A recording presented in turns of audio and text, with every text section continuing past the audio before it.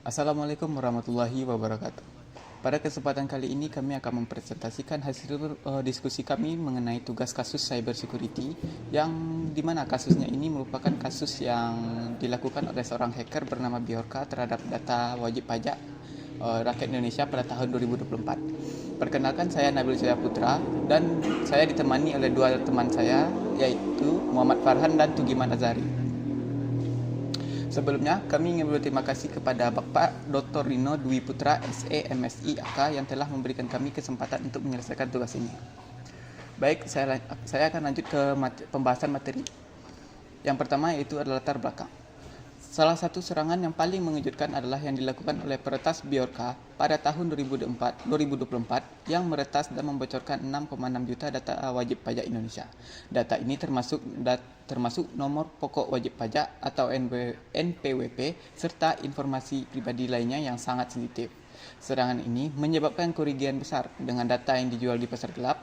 Informasi mengenai kebocoran data ini pertama kali diungkapkan melalui akun X milik Teguh Aprianto, pendiri Ethical Hacker Indonesia pada Rabu 18 September 2024. Data yang bocor tersebut dijual di forum Birch Forum dengan harga sekitar 150 juta. Beberapa tokoh penting yang informasinya terungkap dalam sampel yang dibagikan termasuk mantan Presiden Joko Widodo, Wakil Presiden saat ini Gibran Rakabuming, Kaisang, serta sejumlah Menteri Menkominfo, Ari Setiadi, dan Menteri Keuangan Sri Mulyani.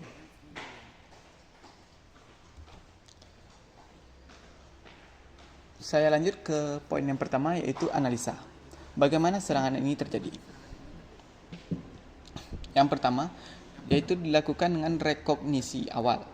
Sebelum menyerang, Bjorka kemungkinan mengumpulkan informasi tentang sistem yang menyimpan data pajak seperti menganalisis teknologi yang digunakan oleh Direktorat Jenderal Pajak atau instansi lain yang mengelola data tersebut. Yang kedua, mencari celah keamanan pada website, aplikasi atau jaringan internal dengan teknik port scanning dan fingerprinting. Yang ketiga, menggunakan social engineering untuk memperoleh akses dari karyawan atau pengguna yang memiliki kredensial penting. Yang kedua, Bjorka melakukan eksploitasi celah keamanan. Setelah menemukan titik lemah, Bjorka bisa menggunakan beberapa metode serangan seperti SQL injection, Sendetial stuffing, zero-day exploit, brute force attack. Ya, selanjutnya, ekstrasi hak akses dan pengambilan data. Setelah mendapatkan akses, Bjorka kemungkinan melakukan yang pertama, meningkatkan hak aksesnya agar bisa mengunduh data dalam jumlah besar. Yang kedua, menghindari sistem deteksi intrusi agar serangannya tidak segera diketahui. Yang ketiga, menggunakan backdoor atau malware untuk tetap bisa mengakses sistem di kemudian hari. Yang keempat, eksfiltrasi dan penjualan data. Setelah berhasil mengunduh data, Bjorka menjual data tersebut di dark web seperti Bridge Forum dengan harga sekitar 150 juta. Membagikan sampel data untuk membuktikan keasliannya, menggunakan akun media sosial untuk mengumumkan kebocoran data dan menarik perhatian publik. Yang terakhir, penghapusan jejak. Agar tidak dapat dilacak, Bjorka kemungkinan menggunakan VPN atau jaringan TKR untuk menyembunyikan identitas, menghapus atau mengubah log aktivitas dalam sistem pajak, memanfaatkan sistem server di luar negeri untuk menghindari hukum di Indonesia. Selanjutnya, saya akan membahas titik lemah yang dimanfaatkan dalam penyerangan ini. Yang pertama, kurangnya enkripsi data yang kuat. Data sensitif seperti NPWP mungkin tidak dienkripsi dengan baik, sehingga jika diakses peretas, informasi dapat langsung terbaca. Yang kedua, keamanan server yang lemah. Server tempat penyimpanan data bisa memiliki celah keamanan, seperti software yang tidak diperbarui atau konfigurasi yang salah memungkinkan akses ilegal. Yang ketiga, kurangnya proteksi API atau endpoint. Jika sistem memiliki API publik atau endpoint yang tidak diamankan dengan baik, peretas bisa mengeksploitasi untuk mengambil data secara langsung. Yang keempat, tidak ada sistem deteksi intrusi atau IDS yang efektif. Sistem yang tidak memiliki pemantauan atau deteksi aktivitas mencurigakan membuat serangan lebih sulit dideteksi dan dicegah sejak awal. Yang kelima, akses tidak terkontrol. Jika terlalu banyak orang memiliki akses ke data tanpa pembatasan yang ketat, kemungkinan kebocoran data meningkat, baik karena kesalahan manusia atau penyusupan peretas. Yang keenam, keamanan database yang kurang. Jika database tidak dilindungi dengan firewall yang kuat atau memiliki kelemahan seperti SQL injection, peretas bisa mengambil alih dan mencuri data. Yang ketujuh, penggunaan perangkat yang rentan. Jika pegawai menggunakan perangkat yang terhubung ke server tanpa keamanan yang memadai, peretas bisa masuk melalui malware atau metode lain. Yang terakhir, tidak ada sistem backup yang aman. Jika data backup tidak terinskripsi atau tersimpan di tempat yang mudah, peretas bisa mencuri atau menghapusnya. Yang terakhir, dampak. Dampak yang dari serangan ini, yang pertama adalah penurunan kepercayaan publik terhadap sistem perpajakan di Indonesia. Yang kedua, risiko penyalahgunaan data pribadi. Yang ketiga, potensi ancaman terhadap keamanan nasional. Yang keempat, kerugian ekonomi. Dan yang terakhir, tantangan bagi pemerintah dalam melindungi data publik. Sekian pembahasan saya mengenai analisa serangan. Poin selanjutnya akan dilanjutkan oleh rekan saya, Tugiman Azari. Baik, di sini saya akan menjelaskan yaitu strategi pemecahan dan mitigasi terhadap serangan cyber. Yang pertama adalah tindakan preventif. Tindakan preventif ini terbagi menjadi 4 bagian. Yang pertama adalah klasifikasi dan proteksi data sensitif.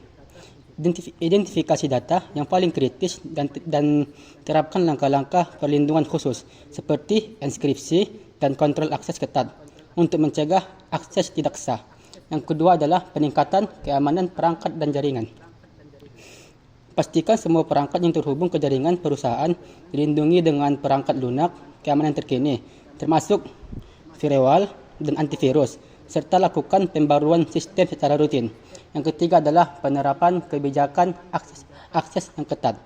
Batasi akses ke data sensitif hanya kepada personel yang memerlukan, dan gunakan autentifikasi multifaktor untuk meningkatkan keamanan.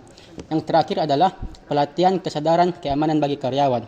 Edukasi karyawan tentang pentingnya keamanan data dan cara menghindari ancaman seperti phishing dan malware, mengingat human error sering menjadi penyebab kebocoran data. Terus strategi yang kedua adalah penguatan SIA.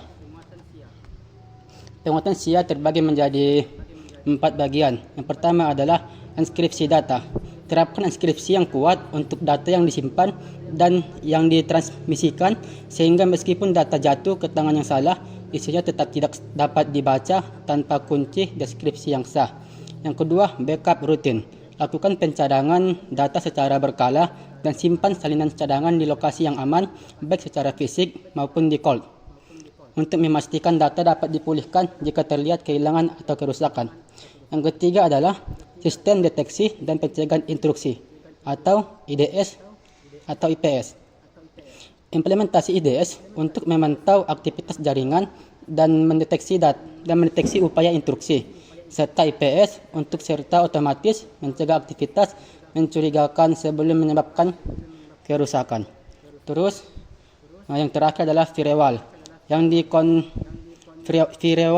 dikonfigurasi dengan baik. Gunakan firewall untuk mengontrol lalu lintas, jaringan masuk dan keluar berdasarkan aturan keamanan yang ditetapkan, mencegah akses tidak sah ke sistem. Terus, simulasi jika terjadi serangan cyber. Yang pertama adalah identifikasi dan isolasi. Segera identifikasi sumber serangan dan isolasi sistem yang terkompromi untuk mencegah penyebaran lebih lanjut dalam jaringan. Yang kedua, pemberitahuan tim respon insiden. Aktifkan tim respon insiden yang terlatih untuk menangani situasi darurat, melakukan analisis awal, dan merencanakan langkah pemulihan. Yang ketiga, pemulihan data. Gunakan cadangan data terbaru untuk memulihkan sistem terpengaruh, memastikan bahwa data yang dipulihkan bebas dari kompromi. Yang keempat, analisis forensik. Lakukan investigasi menyeluruh untuk memahami bagaimana serangan terjadi, mengidentifikasi celah keamanan yang dieksploitasi, dan menentukan langkah-langkah perbaikan yang diperlukan. Yang kelima, Yang kelima, komunikasi krisis kepada stakeholder. Sampaikan informasi transparan kepada semua pemangku kepentingan termasuk pelanggan, mitra bisnis, dan regulator mengenai insiden yang terjadi, dampaknya, dan langkah-langkah yang diambil untuk mengatasinya. Terus yang terakhir adalah evaluasi dan peningkatan. Setelah insiden ditangani, tinjau respon yang telah dilakukan, identifikasi area yang perlu ditingkatkan, dan perbarui kebijakan serta prosedur keamanan untuk mencegah kejadian serupa di masa depan. Baik, materi selanjutnya akan dijelaskan oleh teman saya yaitu Muhammad Farhan. Oke, materi selanjutnya yaitu implementasi teknologi keamanan. Implementasi teknologi keamanan yang pertama yaitu Zero Trust, yaitu konsep tidak ada entitas penggunaan perangkat atau aplikasi yang dipercaya secara default. Bahkan jika mereka berada dalam jaringan organisasi. Tentunya implementasi yang pertama yaitu Authentic Multifactor MFA untuk akses sistem. Yang kedua yaitu segmentasi jaringan untuk membatasi akses ke data sensitif. Yang ketiga yaitu enkripsi menyalurkan untuk data saat transaksi dan saat disimpan. Yang keempat yaitu pemantauan real time terhadap aktivitas penggunaan untuk mendeteksi perilaku mencurigakan. Manfaatnya yaitu mengurangi risiko insiden dan serangan berbagai akses yang tidak sah. Selanjutnya yang kedua yaitu blockade untuk keamanan data. Itu teknologi blockade dapat digunakan untuk memastikan keaslian dan integritas data melalui mekanisme hashing dan konsensus terdesentralisasi implementasi. Yang pertama yaitu menyimpan transaksi dan riwayat akses dalam sistem ledger yang tidak dapat diubah. Selanjutnya yaitu smart control untuk otomatisasi transaksi yang aman. Yang ketiga yaitu manfaat mencegah manipulasi data dan meningkatkan transparansi keamanan dalam transaksi perbankan dan marketplace. Selanjutnya yang ketiga yaitu AI dan machine learning untuk deteksi ancaman, yaitu menggunakan kecerdasan buatan untuk menganalisis pola serangan dan anomali dalam sistem secara otomatis. Implementasi yaitu yang pertama yaitu mendeteksi anomali dalam aktivitas transaksi di marketplace dan perbankan. Yang kedua yaitu identifikasi akses mencurigakan yang bisa menjadi tanda kebocoran data atau serangan phishing. Manfaatnya yaitu meningkatkan respon proaktif terhadap ancaman cyber. Baiklah, itulah rangkaian dari slide presentasi kita kali ini. Semoga dengan adanya video presentasi kali ini teman-teman yang lain dapat memahami materi cyber pada mata kuliah Sistem Informasi Akuntansi.